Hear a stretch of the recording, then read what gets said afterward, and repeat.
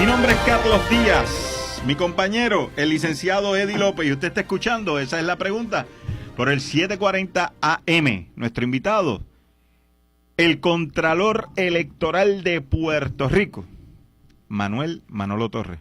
Buenas tardes.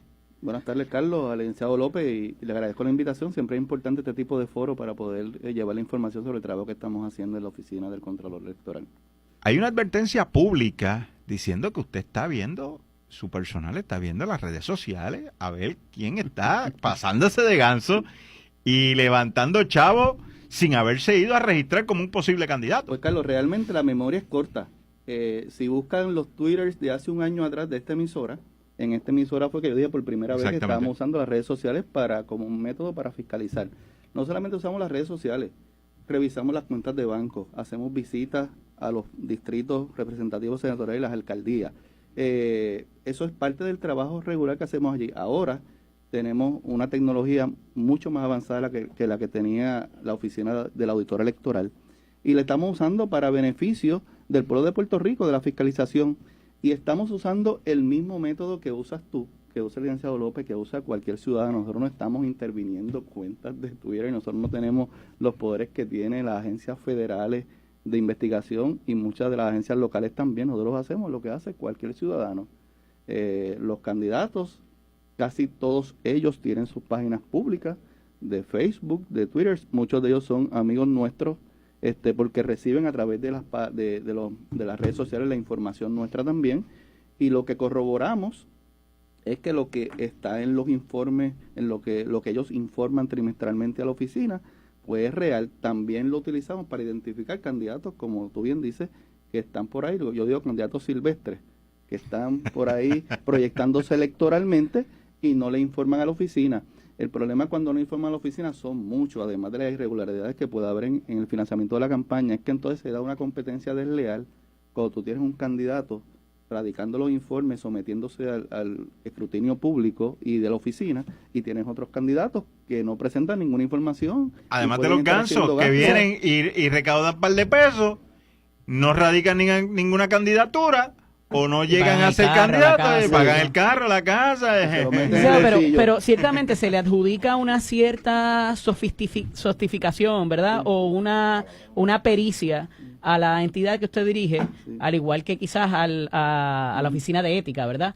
Y entonces, pues, el relegar a estos empleados a simplemente estar frente a una computadora como lo haría cualquier persona, ellos reciben algún tipo de adiestramiento adicional, va más allá de lo que cualquier ciudadano pudiera hacer. Sí, no solamente reciben un adiestramiento de nuestra área de sistema de información, le establecimos una regla de cómo ellos pueden buscar en las redes sociales. Nosotros estamos conscientes que las personas tienen un derecho a privacidad. Estamos conscientes y estamos protegiendo. Bueno, siempre y cuando no se publique, porque una vez publique. Cuando nosotros encontramos que una persona está a través de las redes sociales haciendo pública una aspiración o expresando que tiene interés en una candidatura posterior, y ahí te debe levantar una bandera. Nosotros lo que hacemos es que le enviamos una carta a esa persona y le decimos, identificamos por tal medio que usted está proyectándose electoralmente, lo orientamos sobre la ley y le pedimos que pase por la oficina, tome la orientación de la ley 222, la orientación que se da a los tesoreros de la radicación electrónica, y comience a radicar como todos los demás, para que cumpla con la ley. Nosotros, ahora, si ese candidato que nosotros ya identificamos y que ya sabemos que está haciendo ese tipo de acciones, ¿verdad?, de proyectarse electoralmente, levantando dinero, haciendo gastos electorales, si esa persona no pasa por la oficina, se niega, le hacemos unas cuantas advertencias adicionales a través de comunicación escrita, pues entonces ahí podemos proceder a multarlo como una falta administrativa por no radicación. Inclusive las enmiendas que se hicieron recientemente a la ley restituyó el delito por no radicación de informe. Claro, y entiendo esa parte, a lo que voy, ¿verdad? Y son los ataques que han habido por parte de la ciudadanía. La preocupación es que ese funcionario que debería estar adiestrado en áreas donde un ciudadano común no podría entrar, o sea, el que se le relegue a una labor un poco más, ¿verdad? Y no por faltarle a la importancia, pero que debería estar buscando en sitios donde cualquier otra persona no pudiera estar buscando, de hacer una tarea, pues, ¿verdad? Menial, que no necesariamente requiere, o sea, un conocimiento vasto. No quiero criticar a los medios de comunicación, pero los medios de comunicación proyectan la noticia como entiende que la deben proyectar. Me dio la impresión que la manera que se proyectó el reportaje fue un poco sensacionalista, no es la palabra, pero un poco fuera de la proporción de lo que realmente es lo que tenemos allí. Nosotros tenemos una nueva división de cumplimiento que se crea también como parte de las enmiendas a la ley, que hay un grupo de 6 personas que entre las labores que hacen de asegurarnos el cumplimiento con la ley, que se aseguran, ellos son los que le escriben a las personas y le dan seguimiento a los que no han radicado informes, a los que radican tardíamente informes. Cuando se solicita una disolución de comité, ese área de cumplimiento también las procesa, y entre esas labores también entran a los medios de comunicación y revisan el cumplimiento de los candidatos que ya están, que radicaron su comité en la oficina, como de candidatos que no lo han. O sea, que usted asegura que estos funcionarios no es como el que está leyendo el periódico en la agencia pública que entró por política, que muchas veces le hemos señalado aquí, que es simplemente que está allí las 8 horas mirando la computadora. No, para nada. Y de hecho, ¿tiene otras funciones? No, tienen otras. Esas funciones que les he explicado, y la persona que yo nombré para coordinar esa área es una auditora que lleva 14 años en la oficina, trabajó en la oficina inicial de auditoría cuando era balance político, luego en la oficina de auditoría, ahora está trabajando con nosotros. ¿Hay mucho político chanchullero? Esa es la pregunta cuando regresemos con el Contralor Electoral Manolo Torres, mi compañero Eddie López y este que les habla, Carlos Díaz. Usted puede escuchar la entrevista con el Contralor Electoral Manolo Torres. Antes de irnos a la pausa, dijimos, hay muchos políticos chanchulleros que han pillado recientemente o se están curando en salud ahora después que usted dijo, lo estamos velando, y están yendo a ponerlo, a oficializarse. Bueno, dejando a un lado el comentario el epíteto de chanchullero, que ustedes lo pueden hacer, pero yo no lo puedo hacer. Eso no implica que no lo sea. Le estaba explicando fuera del aire que luego de ese reportaje que se hizo alusión a que estamos utilizando las redes sociales, que repito, era algo que habíamos anunciado aquí en este programa. Hace casi 1 año y medio aquí, en este programa, ha aumentado dramáticamente las personas que motu propio han ido a la oficina allí a radicar su comité y a ponerse al día. Y también nos ha llegado información de ciudadanos que nos envían información que ven en las redes sociales, que identifican actividades en los pueblos de la isla que entienden que no se han informado. Le dicen, mire, Contralor, fulano de tal tenía un kiosco allí. Sí. No, esos también están, pero está eso sucede mucho. Pero está el que dice, mire, Contralor, yo vi allí a Pancho Carequeso y hizo una colecta, estaba vendiendo alcapurria, una rifa, y yo tengo duda, ¿esa persona está registrado? Lo que pasa es que la ley establece que una persona que se esté proyectando electoralmente y que haya recaudado o gastado más de $500 o más, ya tiene que registrar su comité. De hecho, nosotros permitimos por reglamento que una persona que no haya determinado qué candidatura va a aspirar en el próximo proceso eleccionario tiene que radicar su comité siempre y cuando se esté proyectando electoralmente. No tiene que ya haber determinado su candidatura y no tiene que haber radicado candidatura. La gente piensa que tiene que inscribirse para efectos de la oficina luego de radicar en la comisión su candidatura. No. La ley establece que es proyectarse electoralmente.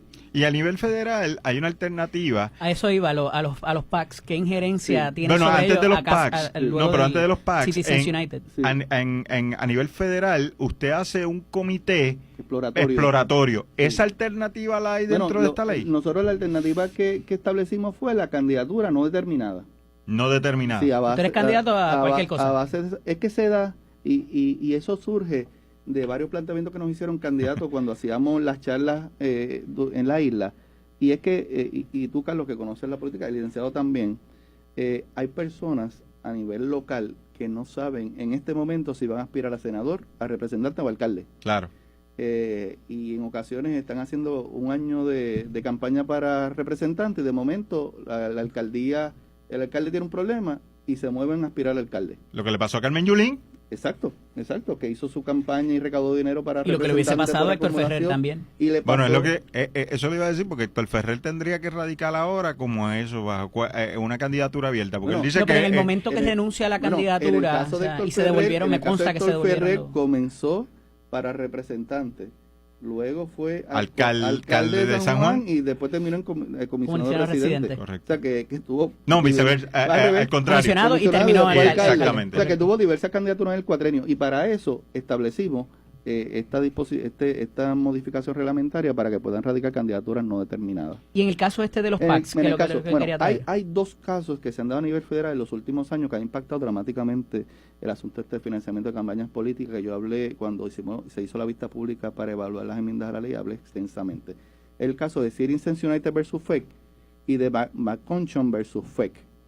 En el caso de Citizens United versus FEC, lo que hace es que permite que las corporaciones y otras organizaciones se puedan expresar electoralmente y no establece límite de gastos. Una organización puede disponer en su como colegio de abogados, uniones, no hay los famosos $2,000 y los $3,000 pueden gastar todo lo que quieran, pero no pueden estar unidos al candidato. Ese es el caso. No hay candidatura, es una idea lo que se defiende. Porque queremos hacerle una pregunta. Pueden defender ideas o pueden hacer campaña a favor o en contra de candidatos, pero no pueden estar unidos, tienen que ser de manera independiente. Lo que quiso proteger el Tribunal Supremo fue el derecho a expresión de ellos, no que estuviesen unidos. Eso es lo que aquí en Puerto Rico sería boricua ahora es. Con la candidatura de Ricky Rosselló. Ese fue uno de los casos. Hubo otro, la Asociación de Gobernadores Republicanos también utilizó ese mecanismo con para Luis gastar Fortuño. aquí con Luis Fortuño. Hubo un comité de gasto independiente que se llamó Demócratas con Alejandro y Obama. Correcto. Que también gastó ese más reciente. En la campaña pasada. Ese fue para la elección.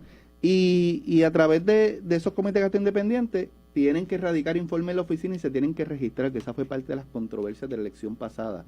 Las personas entendieron que gasto independiente era que no tenían que hacer ningún tipo de radicación en la oficina, ni tenían que expresarle a la oficina el gasto que estaban haciendo. No es así.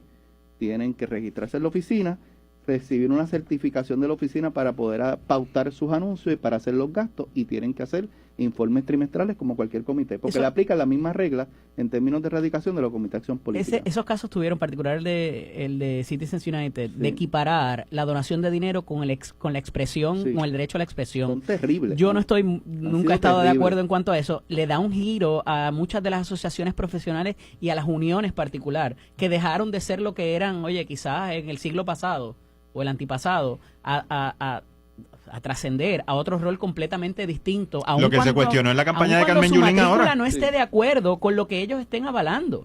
Y es bien peligroso. O sea, el tú donar dinero no puede equipararse a la libertad de expresión. Esa es mi opinión muy personal, ¿no?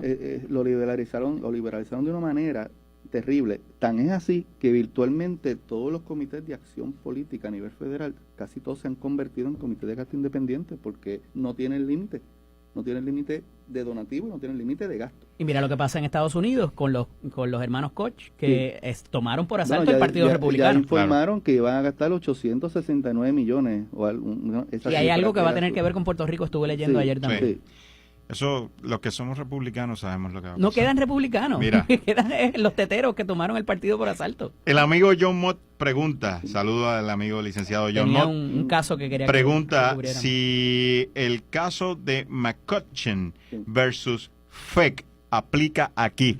Eso, la contestación, luego del compendio de noticias. Está escuchando, esa es la pregunta. Y el compendio de noticias de WAC 740. De regreso a esa es la pregunta. Mi nombre es Carlos Díaz, mi compañero el licenciado Eddie López y el invitado, el Contralor Electoral de Puerto Rico, Manolo Torres. Antes de irnos a la pausa, dejamos una pregunta sobre la mesa. Estábamos hablando del caso de Citizens United. Y la de John Mott. Lo que hace es que abre el espacio para que de manera independiente organizaciones, corporaciones, uniones y otro tipo de organización puedan gastar lo que ellos determinen y puedan recaudar lo que ellos determinen sin límite. Esa es Eso es un caso. Esa es la forma en que... ¿Persona jurídica o persona natural? Personas, sí, pueden hacer grupos personas pueden gastar lo que entiendan. Sí, son decisiones que yo espero que la composición del Tribunal Supremo cambie en algún momento y se puedan revocar, porque le hace un daño terrible al proceso de financiamiento de campaña, viéndolo desde el punto de vista del financiamiento de campaña. El otro caso, que es... el amigo John Mott de McConchon, ese caso se determinó que los agregados en Puerto Rico, la ley establecía, antes de la ley 222 establecía que tú podías aportarle a un candidato hasta $1,000, y en agregado, que era la suma de lo que tú podías aportar, un individuo podía aportar en un año natural, era $5,000. Con la ley 222 eso se aumentó a $2,500 y $12,500 de agregado. Lo que hace esta determinación del Tribunal Supremo es que elimina el agregado. Ahora tú puedes darle a todos los candidatos que quieras, a todos los comités que quieras, hasta $2,600, porque aumentó $100 por el ajuste de la Comisión Federal de Elecciones. Ese es el límite. Sigue existiendo el límite de 2,600 a un individuo o un comité, un candidato, etcétera, pero ya el límite agregado no lo tienes. Pero la pregunta específica de John es que si aplica el caso federal aquí a Puerto Rico. Inicialmente nosotros entendíamos que no aplicaba, nadie lo llevó al Tribunal Federal de aquí a cuestionar la ley local, pero el Departamento de Justicia nos emitió una opinión donde decía que siempre y cuando no se hubiese legislado, teníamos que poner en vigor la ley como estaba aprobada, pero en las recientes enmiendas que se aprobaron el 19 de diciembre, se firmaron por el gobernador el 19 de diciembre, se eliminó ese límite agregado, o sea que aplicamos la determinación de McConchon, se aprobó en Puerto Rico como estatutaria, como una ley. O sea que sí aplica. Aplica ahora ya no hay límites agregados en Puerto Rico, hay límites individuales, pero no límites agregados. Y eso fue vía legislación. Vía legislación. Estatal. Ok. Si alguien lo hubiese llevado al Tribunal Federal, probablemente hubiesen determinado que no aplicaba, pero nadie lo llevó durante ese tiempo que hubo entre la determinación y el cambio de la ley. Vamos a ir a una breve pausa para el próximo segmento, pero vamos a entrar en materia de las multas que ya han dado y las acciones que han tomado en contra de 2 partidos y particularmente contra uno de ellos. No se vaya nadie, regresamos en breve.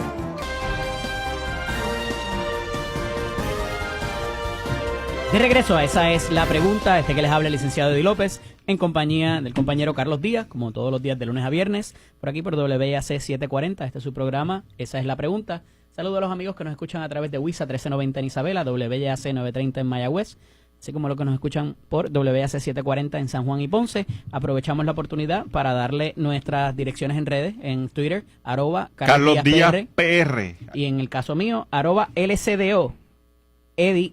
Licenciado Eddie, nos pueden dejar sus comentarios y sus preguntas. ¿Y cuál es la dirección de las redes sociales del Contralor Electoral? Contralorelectoral.gov.pr. Ese es el correo electrónico. Y en redes sociales es arroba, en Twitter es @OEPR, ¿verdad?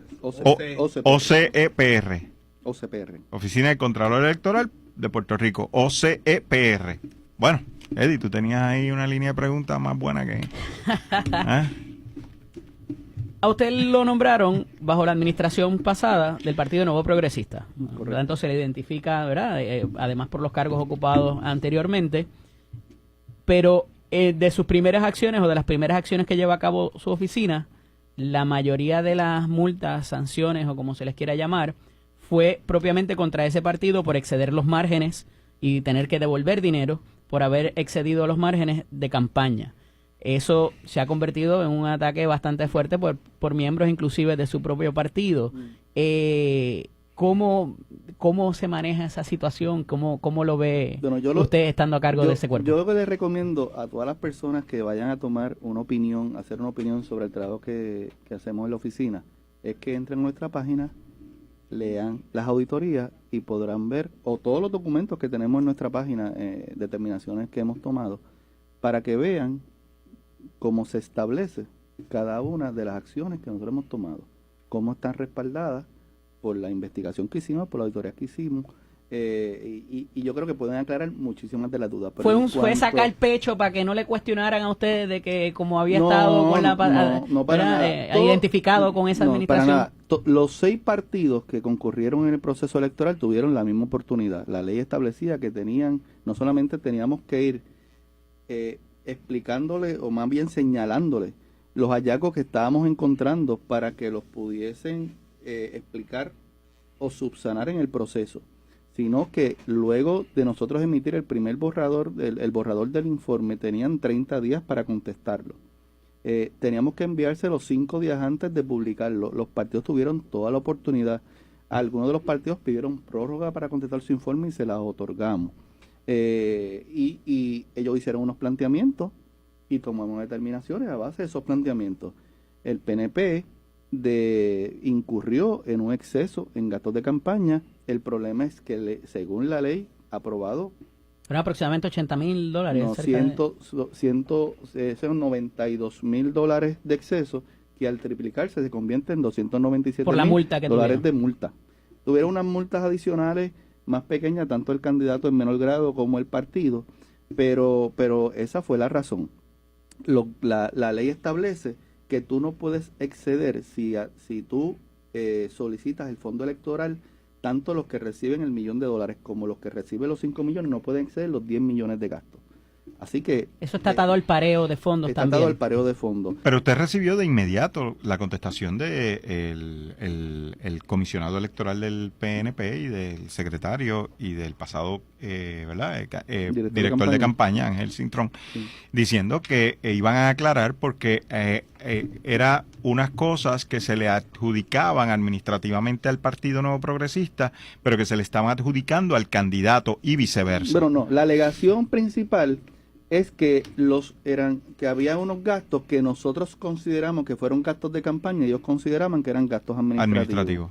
Eso se está dilucidando. De hecho, el señalamiento inicial del exceso era de $297,000 y ellos hicieron unos planteamientos. ¿Se impugnó a tiempo esa sanción? Ellos contestaron y se redujo a 90 y pico de mil dólares, pero además de eso, como parte de la planteamiento que ellos mismos hicieron, se determinó que tienen que hacer una devolución al Departamento de Hacienda también de $92,000. O sea, no solamente la multa, sino también tienen que hacer una vista administrativa. ¿Cuál fue el procedimiento? Ellos han hecho unos cuantos planteamientos de tipo procesal, pero finalmente apelaron la determinación nuestra. Yo nombré ya el oficial examinador, que es el licenciado Juan Molde, que es profesor de la Escuela de Administración Pública de Derecho Administrativo, que está con nosotros desde que yo comencé en la oficina, va a ser el oficial examinador de ese caso, y la vista está por pautarse o está ya pautada para estos meses, y se evaluará el proceso y el oficial examinador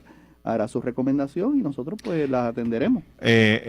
Contralor electoral, ¿cuáles, a grosso modo, ¿verdad? ¿Cuáles fueron algunos de los señalamientos? Porque es que el Partido Nuevo Progresista alega que son gastos administrativos y usted entiende, o su oficina, cuando digo usted me refiero Bueno, porque la ley establece que son los gastos de campaña. Nosotros emitimos también una determinación sobre gastos de campaña luego del proceso electoral que establecía cuáles eran los gastos de campaña y cuáles podían adjudicar a gastos administrativos. Nosotros determinamos, luego de todos los planteamientos que ellos hicieron, que el partido se excedió. Habían unos gastos que ellos entienden, según ellos, que son gastos administrativos, pero cuando buscamos... ¿Cómo cuáles? ¿Como fotocopia? No, por ejemplo, una actividad, uno de los planteamientos principales, una actividad donde pues se alegaba que era una orientación al equipo electoral, que se iban a dar allí unas clases a los comisionados electorales, unas instrucciones. Pero toda la información que tenemos, todas las fotos que tenemos de redes sociales, es que era un mitin político, había retratos por donde quiera, había elementos de campaña política envueltos en la actividad. ¿Como cuáles? Bandera, guagua, tumbacoco. Contralor electoral. Se supone que el rol del Contralor, al igual que el Contralor General en Puerto Rico, es post a que ocurran los eventos. Adicional a ese rol que ustedes ejercen, ¿están dando seminarios o hay alguna labor preventiva que hacen en cuanto a los candidatos o simplemente se reduce a una vez lo hagas, te cojo y te sanciono? Ese es otro de los elementos que el pueblo, bueno, algunos analistas realmente no entendieron. Pues sabemos que esta entidad es de nueva creación. De nuestra función. Nosotros le damos un valor extraordinario a nuestra función educativa. Nosotros hoy mismo, antes de yo venir hacia acá, habían 50 personas, 50 allí aspirantes y tesoreros recibiendo orientación. Nosotros cada 2 semanas tenemos un seminario los miércoles sobre la ley y sobre el proceso de sistema de erradicación electrónica. Hemos hecho actividades con grupos particulares. Por ejemplo, hemos orientado a todos los presidentes de precinto, alcaldes. Porque son potenciales candidatos. De toda la isla hemos orientado a la asociación de alcaldes, hemos orientado a la federación de alcaldes, al grupo de presidentes. Vamos a aprovechar para darle información, si hay alguien, los que nos están escuchando que quieren radicar, ¿a dónde se tienen que comunicar? ¿Dónde pueden ir para registrarse para eso? 787-332-2050 es el número y el correo electrónico ya lo informamos, www.contralorelectoral.gov.pr. Pero entran a nuestra página, lo ponen en cualquier sistema de búsqueda, Contralor Electoral, aparece y allí se pueden inscribir y entonces recibe una llamada nuestra diciéndole el día que pueden ir a la oficina a recibir esa charla. ¿Y tienen alguna línea también donde si tienen alguna preocupación, alguna pregunta también se pueden comunicar? 332-2050 y siempre tenemos los auditores disponibles para cualquier, no solamente cuando estamos ya en el periodo de erradicación, que tenemos una cantidad de llamadas extraordinarias, pero todo el tiempo estamos en el proceso de educar. Vamos a ir a la pausa, pero antes de irnos. Tienen ese teléfono, todo lo que da ahí. Sí, Yacho. Contralor Electoral Manuel Manolo Torres, ¿cómo se afecta a su oficina o no? Y si está preparada para los cambios del proceso primarista y el proceso de elecciones que pretende hacer o ha hecho ya el gobierno de Alejandro García. De la ley electoral, correcto. De la ley electoral. Vamos a la pausa y regresamos con más de Esa es la pregunta. Mi nombre es Carlos Díaz, el de mi compañero, el licenciado Eddie López. Estamos en el segmento final con nuestro invitado, el Contralor Electoral de Puerto Rico, Manuel Manolo Torres. Antes de irnos a la pausa, dejamos una pregunta sobre la mesa y es que si los cambios en la ley electoral que se dieron y que se siguen dando, pero afectan de alguna manera el desempeño de la Contraloría Electoral con los cambios de fecha y los cambios de las aportaciones, etcétera, porque unen en procesos bien cercanos el proceso primarista de la elección general. Donde vaya a haber primaria. Sí. Donde vaya a haber primaria, obviamente. Sí, definitivamente tenemos como para la gobernación del Partido Popular. Sí, definitivamente tenemos que prepararnos para hacer unos ajustes, principalmente para ese espacio de 4 o 5 meses entre la primaria y la elección, porque se nos ajusta y el proceso de fiscalización, pues vamos a tener que asegurar. Fiscalización y certificaciones también. Sí, y la auditoría de las primarias, o sea, si certifica a los candidatos, claro. Pero una cosa es la certificación del candidato y otra es la auditoría de si cumplió o no cumplió con las reglas de costos y de la... Chavito.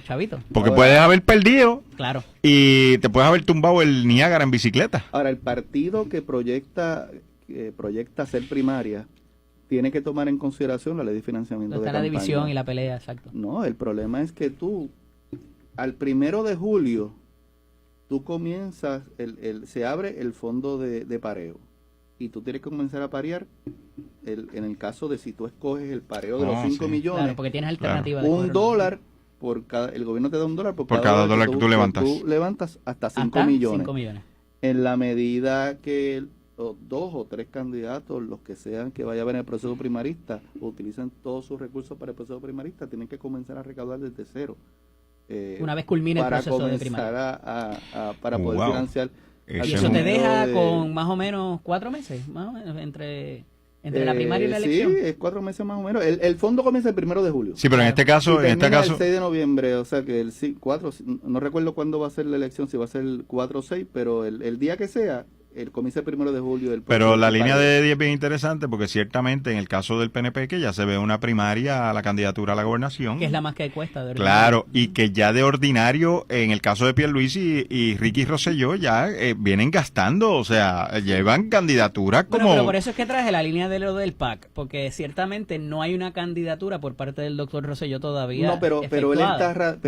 hay unos PAC abiertos pero él radicó una candidatura no determinada y está radicando como candidato desde el año pasado. Los informes están allí en la oficina. O sea, ya el doctor Ricky Rosselló radicó candidatura no determinada. Para algo. Eso está interesante, eso no lo sabíamos. Está radicando informes, yo diría que desde el segundo trimestre del año pasado está radicando informes. ¿Y se le está fiscalizando por parte de la oficina? Se le envían los señalamientos. Sí. Y Pedro Pierluisi está bajo el escrutinio federal todavía. Pero Pierluisi cerró su comité congresional y abrió el comité de candidato local hace como 3 trimestres. O sea que él rinde informes a lo federal como funcionario, pero no necesariamente como candidato a la próxima elección. Entiendo que él cerró el comité de campaña federal, pero como nosotros no intervenimos con eso, pero el comité local, el comité de candidatura local sí lo abrió. Eso es bien interesante. Como PNP también. Pero volviendo al caso del término, pues ciertamente en el caso del PNP con estas candidaturas, el término como candidato oficial ya, presidente del Partido No Progresista en este caso, pues se le hace cuesta arriba porque ya has gastado para una primaria, etcétera. En junio más o menos van a ser candidatos oficiales y ya en julio tienen que parear. Wow, bueno. Esta ley de la 222, que es la que rige su oficina, el mandato, ¿verdad? O el término de su señoría dirigiendo la oficina es de 10 años. Igual que en marzo es el tercer año, quedarían 7. El subcontralor que se nombró recientemente está en el proceso de confirmación ahora de las cámaras.